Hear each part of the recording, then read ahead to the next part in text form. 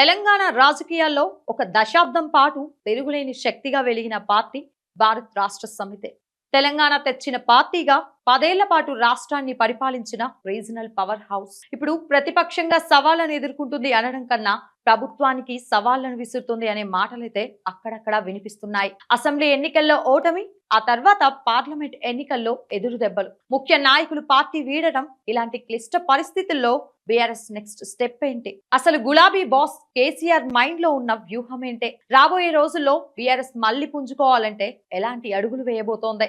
BRS ముందున్న మొదటి అత్యంత కీలకమైన అడుగు భావజాల మార్పు. జాతీయ రాజకీయాల కోసం టీఆర్ఎస్ కాస్త బీఆర్ఎస్ గా మారిందే కానీ జాతీయ స్థాయిలో ఆశించిన ఫలితాలు రాలేదు సరే కదా, సొంత రాష్ట్రంలోనే నష్టం జరిగింది.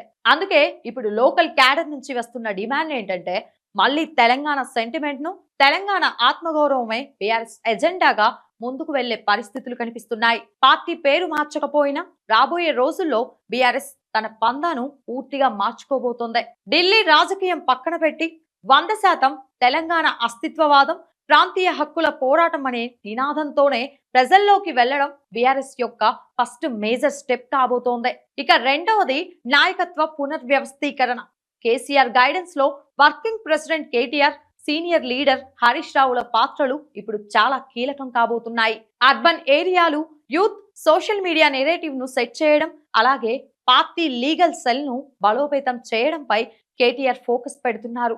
రూరల్ ఏరియాలు, గ్రౌండ్ లెవెల్ కార్యకర్తలను కలుపుకుపోవడం, రైతు సమస్యలపై క్షేత్రస్థాయి పోరాటాలు చేయడంలో హరీష్ రావు యాక్టివ్ అవుతున్నారు. వలసలు వెళ్లే వాళ్ళు వెళ్లినా పార్టీని నమ్ముకున్న ద్వితీయ శ్రేణి నాయకులకు పదవులు ఇచ్చి కొత్త రక్తాన్ని ఎక్కించడం ద్వారా క్యాడర్ ను రీబూట్ చేయడమే బీఆర్ఎస్ తదుపరి ప్లాన్ లో భాగంగా కనిపిస్తోంది.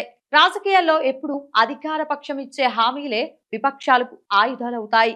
బీఆర్ఎస్ కూడా ఇప్పుడు అదే చేస్తోంది. కాంగ్రెస్ ప్రభుత్వం ఇచ్చిన 6 గ్యారంటీలు, రైతు రుణమాఫీలో ఉన్న లోపాలు, నిరుద్యోగుల సమస్యలు, కరెంట్, తాగునీటి ఇబ్బందులు, వీటిపై బీఆర్ఎస్ అగ్రెసివ్ గా ముందుకు వెళ్లాలని చూస్తోంది.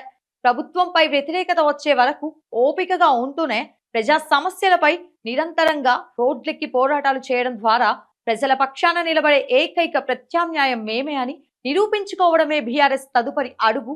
అందులో భాగంగా దాదాపుగా సక్సెస్ అయినట్లే కనిపిస్తోంది అంటున్నారు విశ్లేషకులు. బీఆర్ఎస్ బలాన్ని నిరూపించుకోవడానికి రాబోయే జెడ్పీటీసీ, ఎంపీటీసీ ఎన్నికలు ఒక లిట్మస్ టెస్ట్ లాంటివే. గ్రామీణ ప్రాంతాల్లో గులాబీ జెండాకు ఇప్పటికీ గట్టి పట్టుంది. ఇక ఈ ఎన్నికల్లో గరిష్ట స్థానాలు గెలుచుకోవడం ద్వారా పార్టీ ఇంకా బతికే ఉంది, పుంజుకుంటోంది అనే బలమైన సిగ్నల్ ను అటు అధికార పార్టీకి, ఇటు ప్రజలకు పంపాలని బీఆర్ఎస్ గట్టిగా పట్టుదలతో ఉంది. రాజకీయాల్లో గెలుపోటములు సహజం. 10 ఏళ్లు అధికారంలో ఉన్న పార్టీకి 1-2 ఓటములతోనే కథ ముగిసిపోతోంది అనుకుంటే అంతకన్నా అమాయకత్వం మరొకటి లేదు అంటున్నారు విశ్లేషకులు.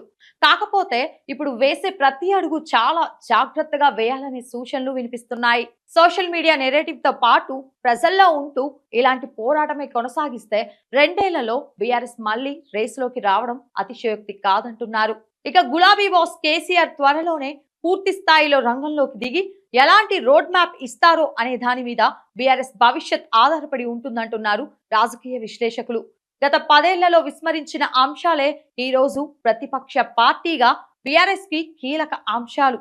వీటితో పాటు గత 10 ఏళ్ల పాలనని, అభివృద్ధిని, సంక్షేమాన్ని ప్రజల్లోకి బలంగా తీసుకెళ్లడం, చేసిన మంచిని గతంలో చెప్పుకోలేక ఓడిపోయామన్న మాటలకు ఈసారి ఆ పొరపాటు జరగనివ్వకుండా చూసుకోవడమే బీఆర్ఎస్ ముందున్న మరో అంశం అంటున్నారు విశ్లేషకులు.